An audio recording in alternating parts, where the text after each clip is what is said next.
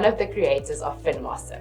In FinMaster, you play your way to wealth by collecting assets, and whoever has the highest net worth by the end of the game is the winner. Very quick. To play the game, you will follow the setup steps. Then all players will take turns, and in their turns, they do three things. They play an event card or market event card. They have a trade phase where they buy and sell assets. And then they have an earned phase where all the players in the game earns some cash. So let's get into the details. Let's start with the setup. To set up the game, you will start by handing out the cards and money to all of the players. You'll start by handing out finters or money. That is 14 of these 100 finters, 3 of the 50 finters, and 5 of the 10 finters. After that, you will give each player a reminder card. That's this purple card over here.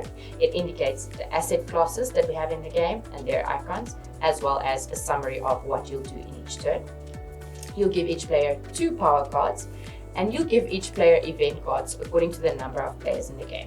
It's indicated in the rules, but for a 2 to 3 player game, each player gets 6 event cards, and for a 4 to 6 player game, each player gets 4 event cards.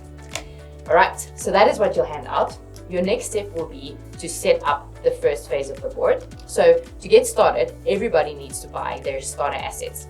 Those are these asset cards. So they look like the other asset cards on the one side, but they are gray on the front. That tells you that they are starter assets. You will place, once again, according to the number of players. That is also indicated in the rulebook. But for a 2-player game, you will place 6 assets over here. For a 3-player game, you will place 8, and etc. To buy these assets, everybody will roll the dice, and whoever rolls the highest dice will choose their first asset. So they'll choose their asset and pay the 300 finters that all of the started assets cost. You'll then go in a clockwise direction until all of the players have bought their first asset. Then you'll start with the last player and reverse the order until everybody has also bought a second asset. That means that everybody now has their starter asset set up, and you can discard the rest of the assets. Your next step is to look at your 2 power cards and choose which one to keep and which one to discard. That means each player will end up with just 1 power card in their hand at the start of the game. The last setup step is to get ready for the Armaggeddon phase, which is the last phase of the game. To set up for this, all players will have a look at their event cards, and they will choose 1 event card to place face down on the table, and we will deal with those later. Remember to put them in the order of that you are going to play, so that you can remember which player placed which event card. Alright, now we are ready to get started with the gameplay.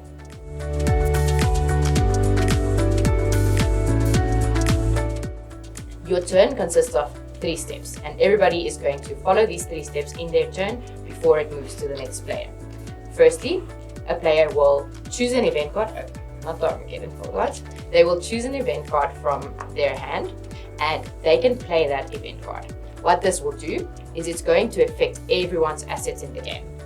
Before you play the event, however, you have the option to explain this word that appears in the purple or the blue block at the bottom of the card. The purple blocks are the harder words, and the blue blocks are the easier words. To explain that, you have 1 minute, and you're not allowed to use the word on the card. So you will try to explain to everyone else in the game what the word is, and they will need to guess it. If somebody guesses it right within 1 minute, you unlock special powers. So the person who was explaining unlocks a power dice, and I'll explain that just now. And the person who answered correctly unlocks a power card. That means they get themselves another power card. Alright, so once you've explained the word, whether someone got it right or not, after 1 minute, you will place the card down on the table for everyone to see. It's a great idea to read what the event is. And then this card shows you, and I'll hold it up, and this card shows you which assets are positively affected by this event and which assets are negatively affected by this event. So in this case, your alternative assets appear on the positive side, and your savings and your stock assets appear on the negative side. So all players will have a look at their assets to see how they will be affected. To determine by how much they are affected, you will roll the dice. So you'll start off with your 2 black dice, roll it, and decide which dice to go to the positive side and which dice to go to the negative side. and how it then gets affected in the game. So if you put the 3 on the positive side, you will first multiply the 3 by 10. So this 3 becomes 30. And if you own an asset that is shown on the positive side, you will get $30 for that asset in cash. So you just take cash from the bank. However, if you own an asset that's on the negative side of the card, you will pay for that asset. So in this case, we had a 2 on the negative side. First multiply by 10, that's 20, and that means you'll pay 20 for every asset that you own that appears on the negative side. And remember, if you have 2 of the savings that appear on the negative side, you need to multiply your payment by 2 as well.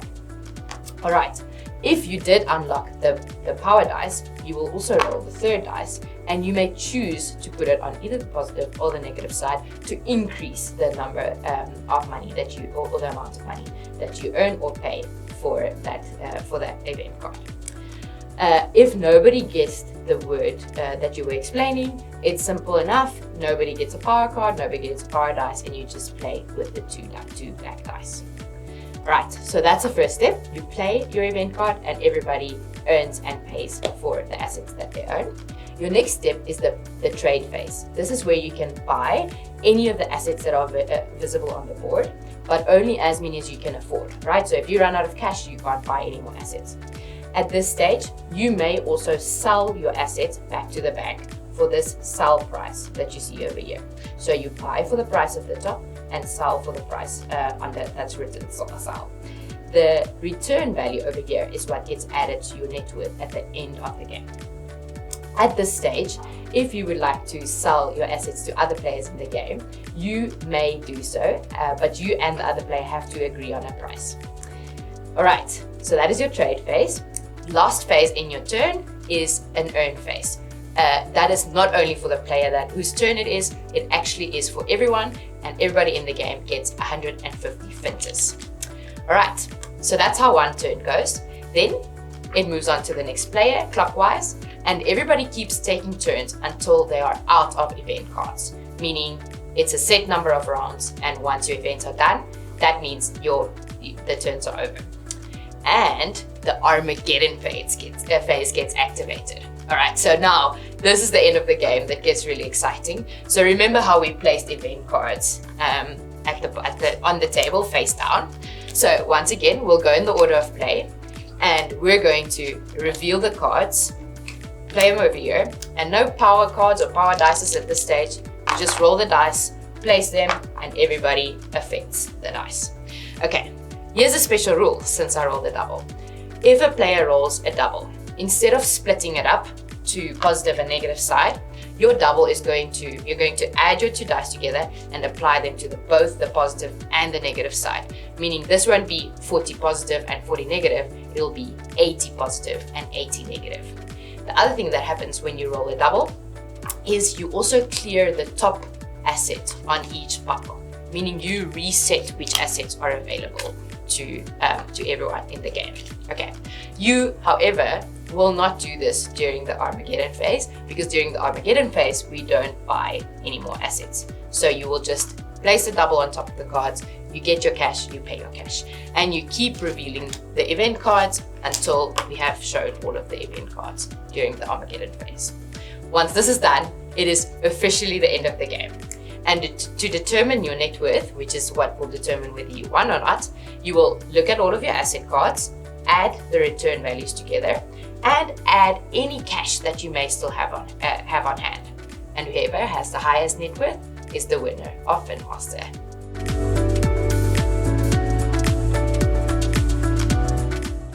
So this is a playthrough of the game after you've bought your starter assets, you've gotten your cash, you've discarded your power cards, and you've played down your Armaggeddon card. So I'm first player. All right. So this is a word that happens when the economy, or specifically investing assets, drop in price. Bear market. Thank you very much. So I unlock the power dice. And I get a power card. All right. Banking industry crashes, so alternative assets are going to increase, and savings and stocks are going to decrease. I have savings and stocks, so no, I'll give that to you. No, EDF stocks as well. Thank you very much. Oh. And then unlock the power dice. Okay. So I have both of them. I pay 60 times 2, that's 120. Okay. I have a stock asset, so I only pay 60, and I don't get anything because neither of us have any alternate assets. So I'll pay my 60. Cool. That's also for the event course. Now I can buy more assets, so I am going to buy an emergency fund for 400. Price up there. Yeah.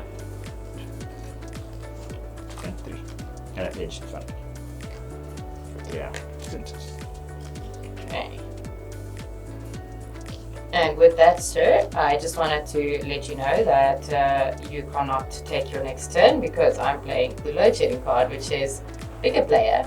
They skip their next turn due to a power outage. Nope, I have insurance, so that doesn't work. Thank you very much.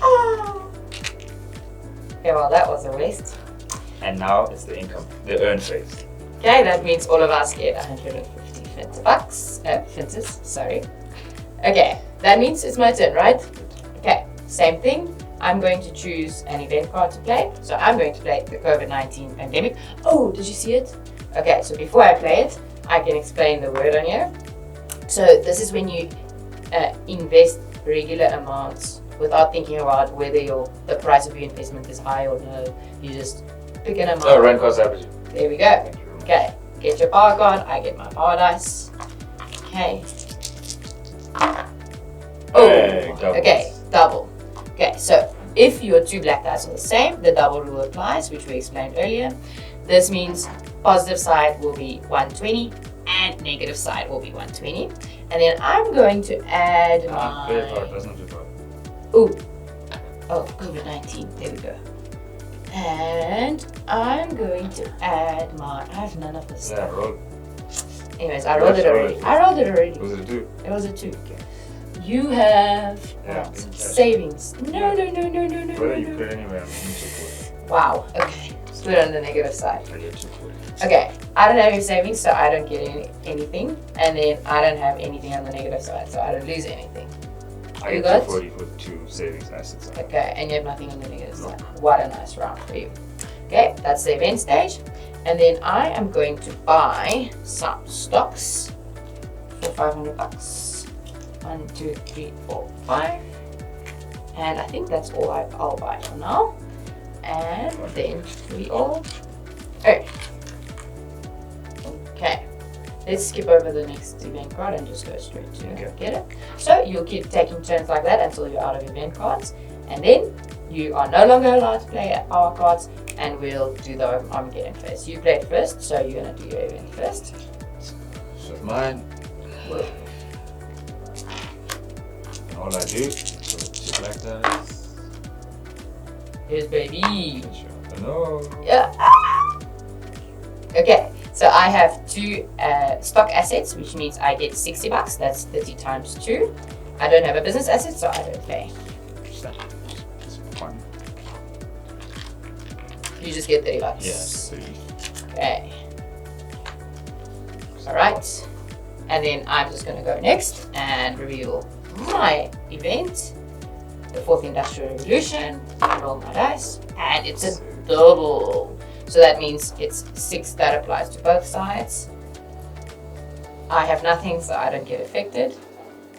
Elijah has nothing, so he doesn't get affected.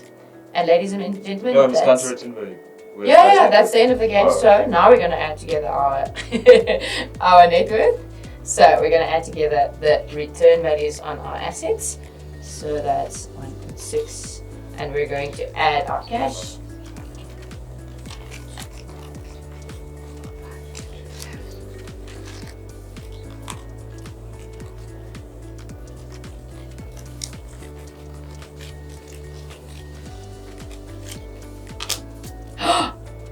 Okay, that is an export sanction which says, attach it to an asset card that an opponent owns and reduce by 150. Okay, so that means I have 2,850. Pass. 2,450. I win. Minus the 100. Yeah, I had 3,000 before. Good game, sir. No, wait. Yeah, I'm getting up over watched the dance. Double checking, eh? 2,800. And 50. Yeah, I know you are. Well done.